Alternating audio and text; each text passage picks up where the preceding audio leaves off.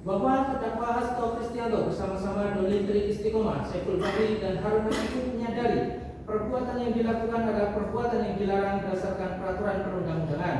Akan tetapi masing-masing secara bersama-sama tetap melakukan perbuatan tersebut serta saling membagi peran satu sama lain dalam mewujudkan sempurnanya delik.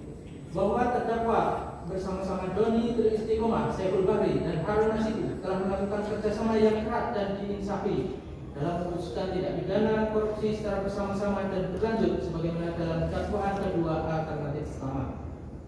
Berdasarkan analisa yuridis tersebut di atas, maka dalil nota pembelaan terdakwa dan tim penasihat hukum yang menyatakan perbuatan terdakwa tidak memenuhi unsur pasal 55 ayat 1 ke 1 KUHP haruslah dinyatakan ditolak dan dikesampingkan.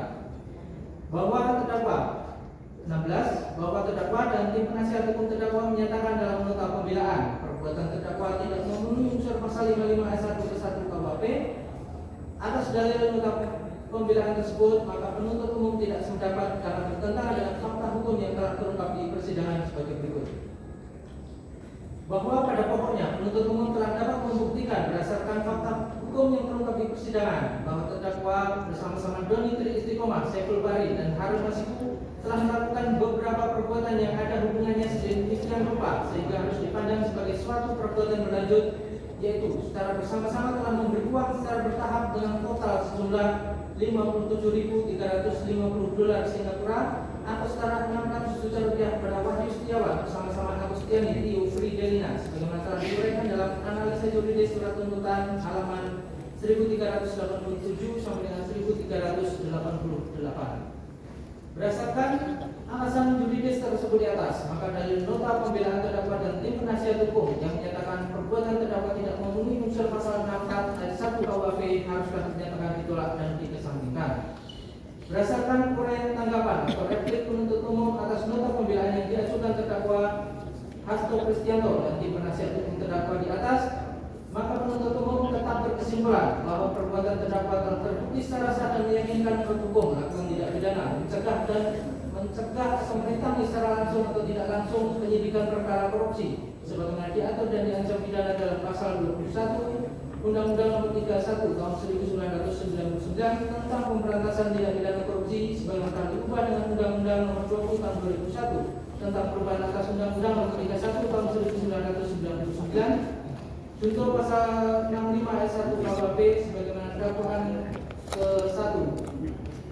Dan terdakwa juga telah terbukti secara sah dan meyakinkan menurut hukum kesalahan melakukan tindak pidana korupsi secara bersama-sama dan berlanjut melanggar pasal 5 ayat 1 huruf A Undang-Undang 31 tahun 99 tentang pemberantasan tindak pidana korupsi sebagaimana telah diubah dengan Undang-Undang Nomor 20 tahun 2001 tentang perubahan atas Undang-Undang 31 tahun 99 tentang pemberantasan tindak pidana korupsi.